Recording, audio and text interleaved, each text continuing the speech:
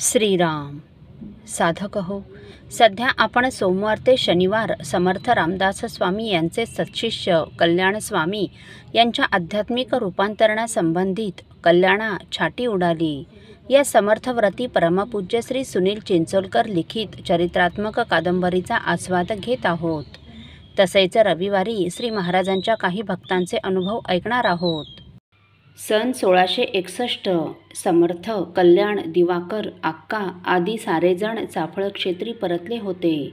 जावळी खोऱ्याचा स्वराज्यात अंतर्भाव व अफजलखानाचा प्रतापगडी वध हे दोन राजकारणी डाव शिवाजीराजेंना सुलभपणे साधावेत म्हणून समर्थांनी शिवथरघडीत दडी मारली होती.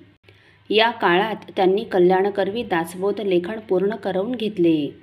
नंतर त्यांनी कल्याणास चाफळी राहून दासबोधाच्या 20 प्रती लिहून तयार कराव्यास सांगितल्या. दर महिन्याला 1 प्रत अशी 1.5-2 वर्षात समर्थांनी दासबोधाच्या 20 प्रती कल्याणांकडून करवून घेतल्या. कल्याण स्वामींनी 1 प्रत दत्तात्रय स्वामींकडे दिली. दत्ताजींनी देखील शिरगावी मठात राहून दासबोधाच्या 15 प्रती तयार केल्या. या प्रती विविध मठात मठपतींना वाचण्यासाठी द्याव्यात हा समर्थांचा यामागे मुख्य हेतू होता. त्यांचा महंतांना दंडक होता.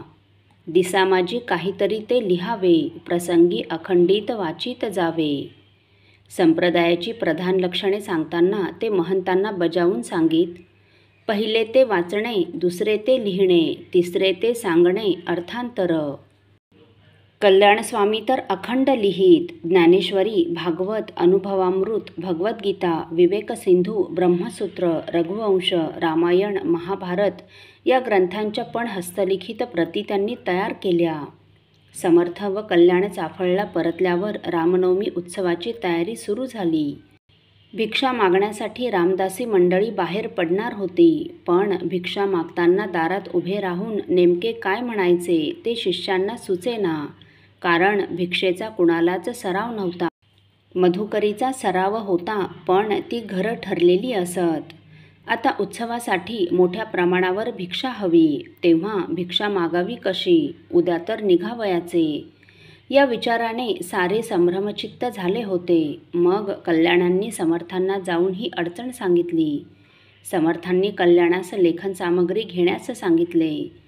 समर्थ केव्हा लिहायला सांगतील याचा भरोसा नसे. त्यामुळे कल्याणाने शाईच्या बाटल्या, कागदाची रास, बोरूंचे पुडके, ते तासण्यासाठी लागणारी कानस हे सारे तयारच ठेवावे. कल्याण मांडी ठोकून बसले. समर्थ डोळे मिटून ध्यानस्थ बसले. श्रीराम समर्थ ही त्यांची नेहमीची अक्षरे कल्याणांनी पानावर शिरोभागी लिहिली. मग एका बैठकीत समर्थांनी 205 मनाचे श्लोक डोळे मिटून हळूहळू सांगितले व कल्याण ते लिहित राहिले. समर्थांची प्रतिभाशक्ती पाहून कल्याण तर स्तिमितच झाले.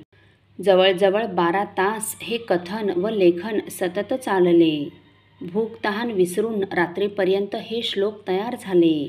समर्थ म्हणाले, कल्याणा, हे श्लोक कोणत्या वृत्तात आहेत ध्यानी आले का? होय स्वामी, भुजंग प्रयात. तर मग खड्या आवाजात 4-2 श्लोक सर्वांना म्हणून दाखव. भोवताली शिष्यमंडळींचा गराडा होता.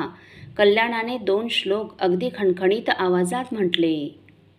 समर्थाची या सेवका वक्र पाहे, असा सर्व भूमंडळी कोण आहे.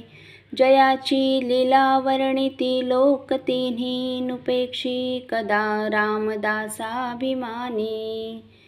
जगी पाहता देव हा अन्नदाता, तया लागली तत्वता सार चिंता.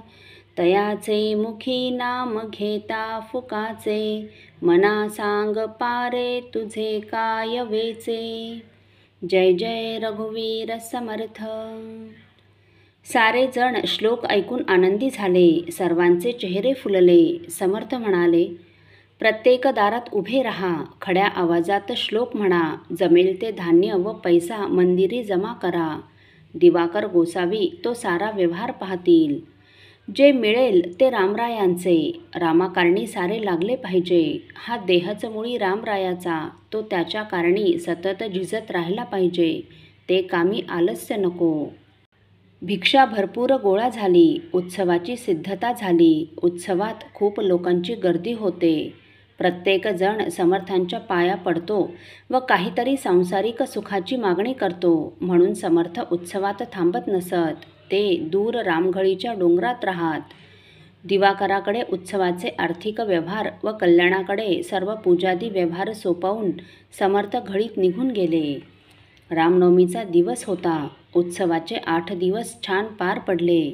कथा, कीर्तन, प्रवचन, आरती, छबिना, पालखी, लेझीम, स्त्रियांचे खेळ या सर्वांनी घमंड माजवून दिले होते. सारे चाफळखोरे उत्सवात आनंदाने सहभाग घेत होते. असो, साधक हो, रामनवमीच्या दिवशी हत्तीवरून राममूर्तीची मिरवणूक निघणार होती. हत्ती छानपैकी सजवण्यात आला.